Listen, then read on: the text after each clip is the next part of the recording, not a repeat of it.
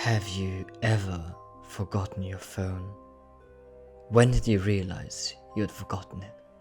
I'm guessing you didn't just smack your forehead and exclaim, "Damn," apropos of nothing.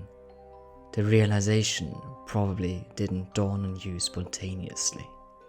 More likely, you reached for your phone, pawing open your pocket or handbag, and were momentarily confused by it not being there. Then, you did a mental restep of the morning's events. Shit.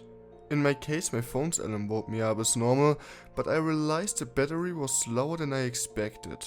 It was a new phone and it had this annoying habit of leaving applications running that drained the battery overnight. So I put it onto charge while I showered instead of into my bag like normal.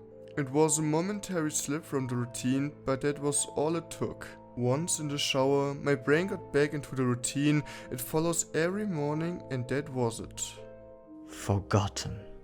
This wasn't just me being clumsy, as I later researched. This is a recognized brain function. Your brain doesn't just work on one level, it works on many. Like when you're walking somewhere, you think about your destination and avoiding hazards. But you don't need to think about keeping your legs moving properly. If you did, the entire world would turn into one massive, hilarious QWOP cosplay. I wasn't thinking about regulating my breathing. I was thinking whether I should grab a coffee on the drive to work. I did.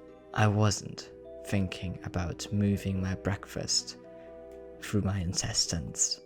I was wondering whether I'd finish on time to pick up my daughter Emily from nursery after work or get stuck with another late fee. This is the thing. There's a level of your brain that just deals with routine so that the rest of the brain can think about other things. Think about it.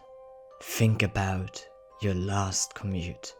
What do you actually remember? Little if anything, probably. Most common journeys blur into one, and recalling anyone in particular is scientifically proven to be difficult. Do something often enough and it becomes routine. Keep doing it and it stops being processed by the thinking bit of the brain and gets relegated to a part of the brain dedicated to dealing with routine. Your brain keeps doing it without you thinking about it. Soon you think about your routine to work as much as you do keeping your legs moving when you walk, as in not at all. Most people call it autopilot, but there's danger there. If you have a break in your routine, your ability to remember and account for the break is only as good as your ability to stop your brain going into routine mode. My ability to remember my phone being on the counter is only as reliable as my ability to stop my brain entering morning routine mode, which would dictate that my phone is actually in my bag. But I didn't stop my brain entering routine mode. I got in the shower as normal. Routine started. Exception forgotten. Autopilot engaged. My brain was back into routine. I showered, I shaved, the radio forecast amazing weather, I gave Emily her breakfast and loaded her into the car. She was so adorable that morning. She complained about the bad sun in the morning blinding her, saying it stopped her having a little sleep on the way to nursery, and left. That was the routine. It didn't matter that my phone was on the counter, charging silently. My brain was in the routine, and in the routine my phone was in my bag. This is why I forgot my phone. Not clumsiness, not negligence. Nothing more, my brain entering routine mode and overriding the exception. Autopilot engaged. I left for work. It's a swelteringly hot day already. The bad sun had been burning since before my traitorously absent phone woke me. The steering wheel was burning hot to the touch when I sat down. I think I heard Emily shift over behind my driver's seat to get out of the glare. But I got to work, submitted a report, attended the morning meeting. It's not until I took a quick coffee break and reached for my phone that the illusion shattered. I did a mental restep. I remembered the dying battery. I remembered putting it onto charge. I remembered leaving it there. My phone was on the counter. Until you have that moment. The moment you reach for your phone and shatter the illusion. That part of the brain is still in routine mode. It has no reason to question the facts of the routine. That's why it's a routine. Attrition of repetition. It's not as if anyone could say, "Why didn't you remember your phone? Didn't it occur to you? How could you forget? You must be negligent." This is to miss the point. My brain was telling me the routine was completed as normal, despite the fact that it wasn't. It wasn't that I forgot my phone. According to my brain, according to the routine, my phone was in the bag. Why would I think to question it? Why would I check? Why would I suddenly remember out of nowhere that my phone was on the counter?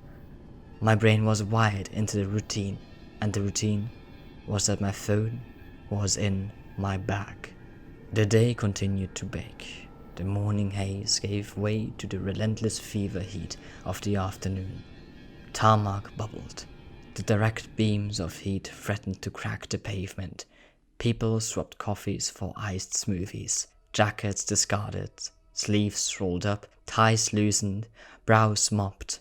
The parks slowly filled with sunbathers and barbecues. Window frames threatened to warp. The thermometer continued to swell. Thank fuck the offices were air-conditioned.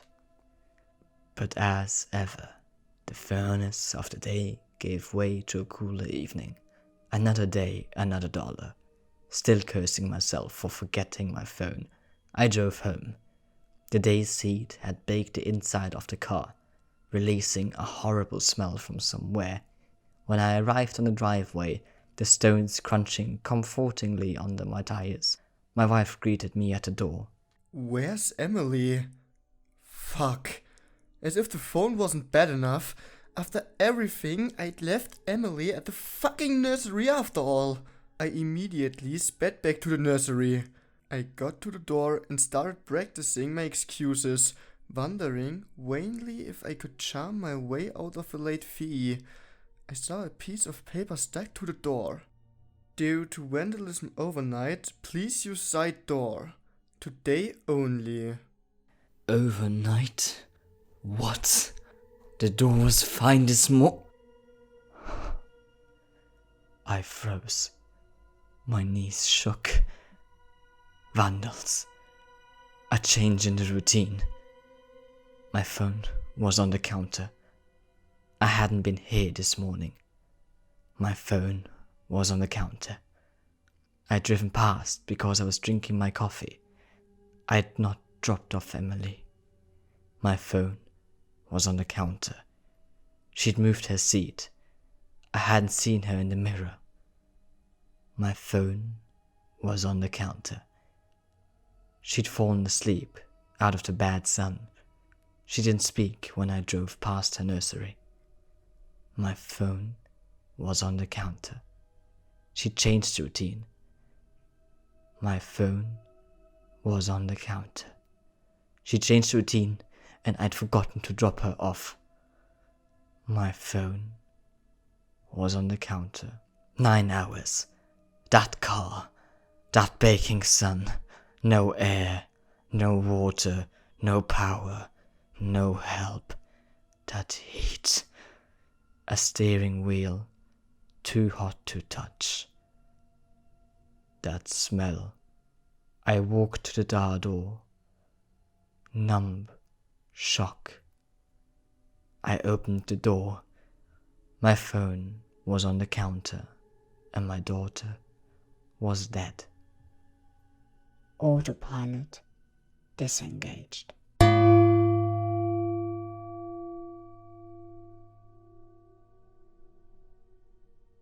Today's story was brought to you not only by just me, but also by my fellow horror story narrator, ScaryCP. So now, in case you are in the mood for German horror stories, have a look at his channel. Go on, or you know who might otherwise come for you.